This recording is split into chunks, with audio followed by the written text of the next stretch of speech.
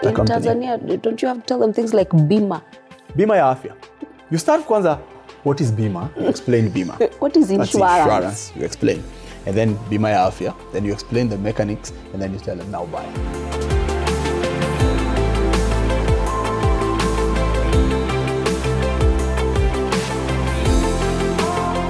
So this is the blueprint of Peter Nduati. I'm more interested in his story, but obviously he can't be here and we don't talk matters insurance. And I want to understand, he said just at the end of the last video, please go back and watch it before you watch this one, that you were poached to go and work for Medivac. Who is Medivac? So the medical evacuation company. What they used to do is if someone has an illness or an accident in the bush or on the roads or in your home, they would send an ambulance with the doctor, with nurses. They would pick you and take you to hospital. So it was just evacuation? Medical evacuation company. Why would you go and work for a medical evacuation company? Because they were trying to introduce insurance and I was an insurer. So I designed products for medical insurance for them. Get out of here. And we did very well, yes. Former breakdancer. I'm a pioneer in that industry. Okay, so I cannot believe that you told me there was no medical insurance in Kenya until the 90s. Early 90s, 91, 92. Because a lot of us just take it for granted that there was. Existed. Employers never used to offer medical insurance. So actually, tell me that journey. Because clearly, I mean, what has been missing, and God knows I've known him for so long, what's been missing is not just a resolution, health resolution insurance story, is the fact that you know insurance. Correct, I do. You get it. I get insurance. Yeah, you're not just the entire value chain. A biashara guy. No, I understand insurance. Okay, so Medivac, through you, create health insurance. Who do you sell it to in a country that's never heard of it? So our target market was expatriates. A lot of the NGOs who used to buy, high net worth individuals, people who had traveled abroad. That was our target market. And remember, it was very retail because corporates were not, first of all, it was not mandatory that you must cover medical. No. Right. But good employers, what they used to do is allow you to go see a doctor and get reimburse you. Yes. But there was no product, there was no medical insurance product they could buy. The demands are coming because of the collapse of the public infrastructure. Of course. In the early 90s, yes. Yes. And then, of course, private institutions were set up. Yes. And it was good, but it was expensive. Expensive. So you might as well have cover. So the design of the products came. In fact, I believe in 1995, there were only 3 insurance companies offering medical insurance. AAR. Medivac. And there was a company, it's either Health First or Health, one of those that came. But traditional insurance companies never used to have a product. A health product. Zurich, AII.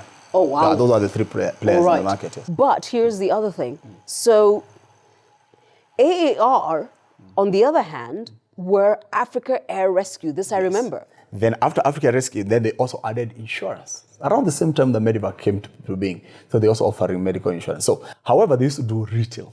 And hence my moving from Medivac to AAR. You were poached, weren't you? I was poached. Yeah. I got a call one day. I was told, come. We have a job for you. To come develop the corporate medical scheme. So I designed products and I started training the sales team. You've been doing retail, this is how you sell to corporates. Is the reason probably a younger generation takes health insurance for granted that it has always been there? They assumed it's always been there. Because our parents don't even joke with that stuff. Growing up in Dagoretti, I used to go to the dispensary and we pay 1 shilling and you get treated.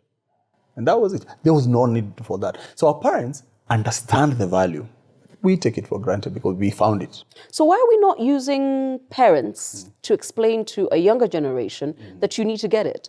Because I'm employed. Yes. And and I'm also a government employee because I sit on a parastatal board. Yes. I might not take everything else, but I still take the insurance cover. Medical insurance, So I just double up and then I buy my own as well. Right. Yeah, because you can never have enough in case something happens. True. So back in the day, supply sold the product, the demand. Yes. But now it's the fastest growing medical insurance, it's the fastest growing insurance category. Health. Oh, yeah. Oh, it's number one. I'll bet you. Yes. But it's because we have serious lifestyle illnesses. But also the biggest losses are in that space. Yes. Well, actually, you don't make money off it. We don't make money. Yeah. You don't make money. Yeah. But we'll talk about that. We'll talk about that. However, so you're at AAR. You do create a health product. I design the products and we do very well. We're number one. And then? And then the bosses decide we need to scale.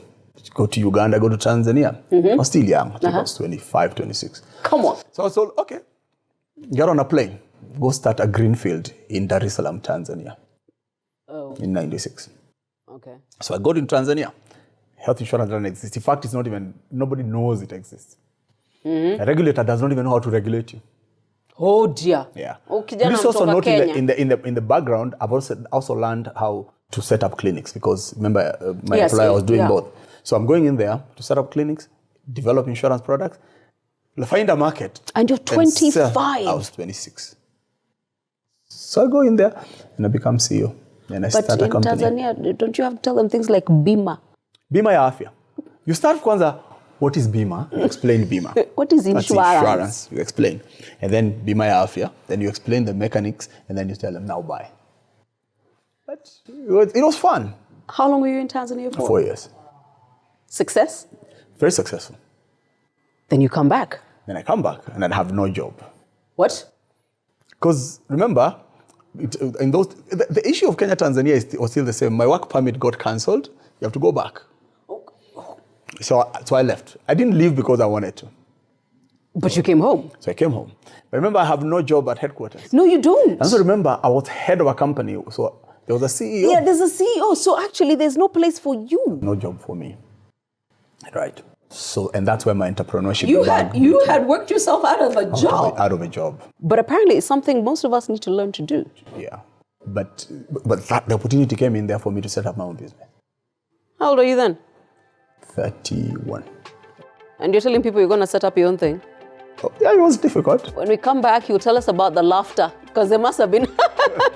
He wants to do what? Yes, it's a blueprint of Peter Nduati. Conversations on insurance, the way I like to have them, because the way the insurance industry communicates is poor. And I've said it before. Actually, Peter will tell you how he saw me doing a video one day. He said, let's talk. Okay? So subscribe and come back.